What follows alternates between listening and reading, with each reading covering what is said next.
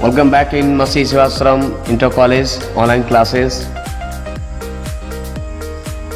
सभी लोग का स्वागत है मसी शिवाश्रम के ऑनलाइन क्लासेस में। And I have told you about present perfect tense and its importance. Today we will discuss about present perfect continuous tense and some common rules. First of all, we discuss about some common rules. Present perfect continuous tense को बताने से पहले कुछ common rule है इसके बारे में। जब तक उसके बारे में कंसर्न नहीं होगा हमें बेहतर तरीके से इसको बना नहीं सकते हम लोग। तो लेट्स स्टार्ट आवर लेसन।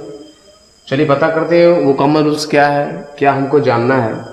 सबसे पहले इसका आइडेंटिफिकेशन देखा जाएगा, पहचान देखा जाएगा कि कैसे इस टेंस को हम पहचान सकते हैं।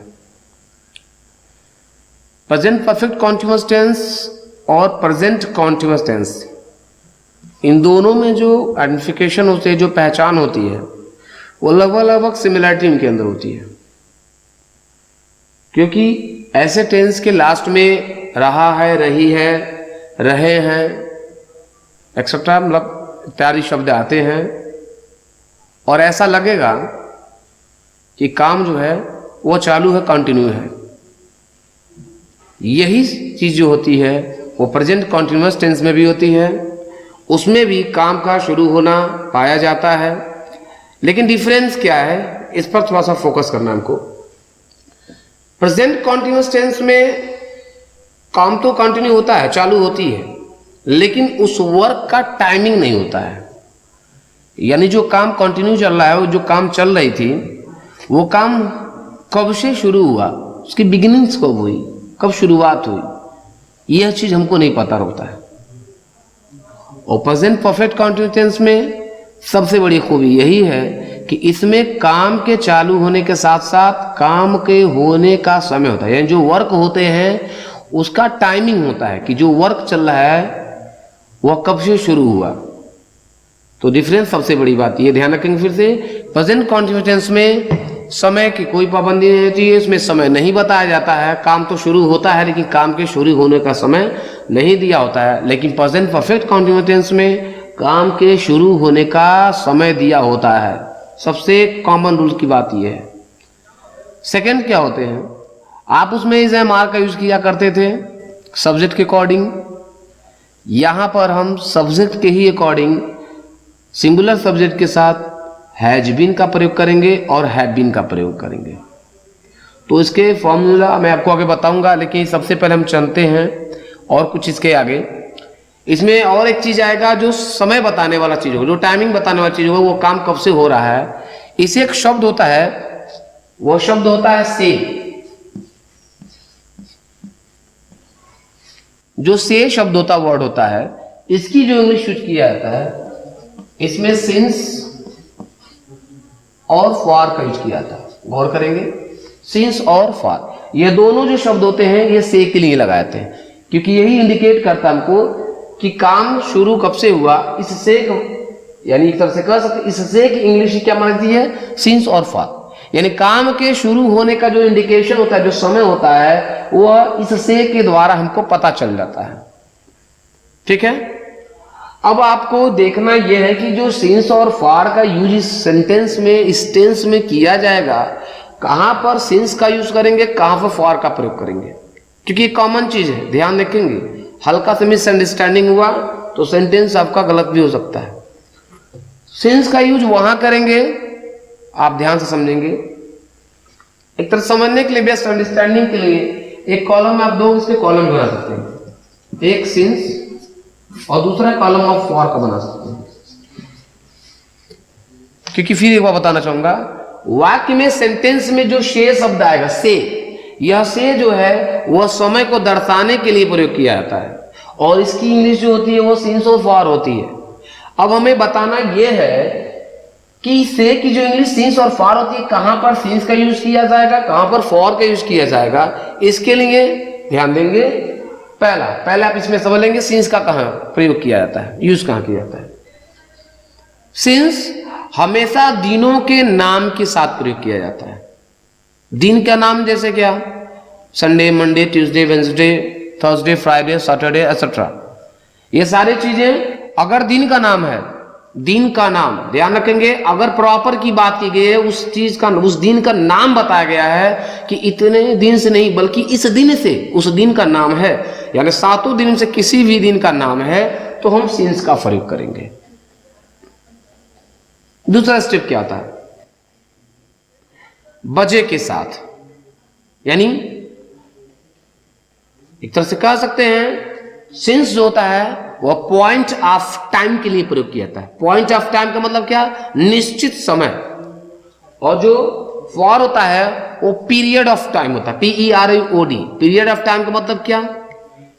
यानी यह अनिश्चित समय के लिए प्रयोग किया जाता है, और जो सिंस होता है वह निश्चित समय के लिए प्रयोग किया जाता है। तो निश्चित में जो दिन का नाम बताएगा, पहला स्टेप में क्या डालेंगे हम लोग? लिखेंगे दिन का नाम, यानी 7 दिन से किसी भी दिन का जिक्र किया गया हो तो हम से की इंग्लिश के लिए सिंस का प्रयोग करेंगे। दूसरा स्टेप आएगा इसमें बजे के साथ। बजे यानी अगर कह दिया जाए 2 बजे से, 4 बजे से, 5 बजे से, अगर इस तरीके से आते हैं तो आप सिंस का प्रयोग करेंगे। तीसरा, अगर ये कह दिया जाए दिन के पहरों के साथ। दिन के पहर क्या होते हैं? सुबह से, दोपहर से, शाम से, आधी रात से। तो जो 2 दिन के पहर बनाए गए हैं उनके साथ भी हम सिंस का प्रयोग कर सकते हैं। अगला स्टेप देख लेंगे वर्षों के नाम के साथ। वर्ष का नाम क्या? वर्ष का नाम जैसे अगर उस सेशन का, उस सत्र का नाम दिया है, उस वर्ष का नाम दिया गया है 1970, 1952, 2020, यानी कहने का मतलब यह है कि अगर उस सत्र का नाम दिया है तब भी हम सिंस का प्रयोग करेंगे। सेकंड स्टेप क्या आती है? यदि महीनों का नाम दिया गया, मंथ्स नेम हो, महीनों का नाम जैसे क्या आपको सभी को पता है 12 महीने होते हैं। अगर उन 12 महीने में से किसी भी महीने का नाम दिया है, लाइक जनवरी, फरवरी, मार्च, अप्रैल, मई एक्सेट्रा, अगर ये चीज आती है, महीनों का नाम आता है, तो आप फिर भी सिंस का प्रयोग करेंगे। ठीक इसी के इनडायरेक्ट में हम फॉर का यूज करते हैं। ये आपके कुछ स्टेप्स हो गए जो सिंस के लिए अकॉर्डिंग हम सिंस के अकॉर्डिंग रखेंगे, और जो सेकंड स्टेप आती है फॉर के अकॉर्डिंग, हम उसके बारे में जानेंगे। पहला इसमें क्या करेंगे, अगर जो इधर आया उसी का ठीक आप अपोजिट कर दीजिए। अगर यह दिन की बात कर दी गई है, यानी दिनों के नाम के साथ, तो यह केवल दिनों के साथ, यानी यहां पे दिन का नाम नहीं देगा। जिस तरह संडे, मंडे, ट्यूसडे की बात की जा रही है, तो यहां पर संडे, मंडे, ट्यूसडे का नाम नहीं देगा, बल्कि यह बताया जाएगा 2 दिन, 4 दिन, 5 दिन, काउंटिंग भी या डिजिट्स में भी दे सकता है। लेकिन अगर दिन का नाम दिया गया है तो सिंस का दिन का नाम नहीं दिया गया है तो फॉर का यूज करेंगे, लाइक 2 दिन से, 4 दिन से, 5 दिन से एक्सेट्रा। नेक्स्ट, वर्षों के नाम के साथ नहीं करेंगे, यानी अगर उस वर्ष का नाम दिया है लाइक 1970, 1915, इस टाइप से अगर होगा तो फॉर का प्रयोग नहीं करना है, सिंस का प्रयोग करना है। लेकिन कह दिया जाए कि 2, 4 साल से, 5 साल से, 10 साल से, तो एक तरह कंफर्म नहीं वो 10 साल किस सेशन के हैं, किस साल के हैं, इसलिए इसमें भी हम क्या यूज करेंगे, फॉर का प्रयोग करेंगे। तीसरा स्टेप्स महीनों के साथ। महीनों के मतलब क्या? उस महीने का नाम न दिया गया हो, लाइक 2 महीना, 4 महीना, 5 महीना, इस तरीके से आता है तो भी हम फॉर का प्रयोग करेंगे। लेकिन अगर उसी महीने का नाम जिक्र कर दिया है, डिस्कस कर दिया कि भाई जनवरी से या फरवरी से या मार्च से, तो उस सिचुएशन में हम सिंस का प्रयोग कर सकते हैं।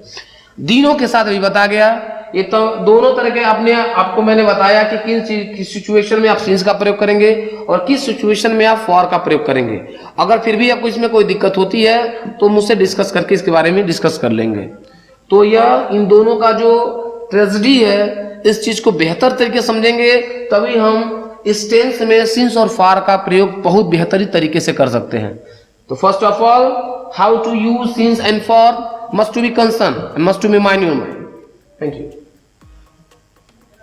और इसके बाद जो आपके फॉर्मूलेज होंगे और जो आपके टेंस बताएंगे, पहले आपको फर्स्ट डे में आपको ये बताया गया कि किस तरीके से इसको बनाया जाएगा, इसका पहचान क्या है, और भी इसके जो फॉर्मूले होंगे आपको अगले वीडियोस में आपको देखने को मिलेगा कि how to make our translation according to present perfect continuous tense.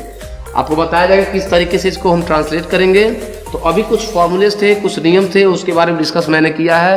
Next videos में आपको इसको किस तरह ट्रांसलेट किया जाएगा, कैसे इसके बारे में पढ़ा जाएगा, आपके बारे में हम इसके बारे में डिस्कस करेंगे।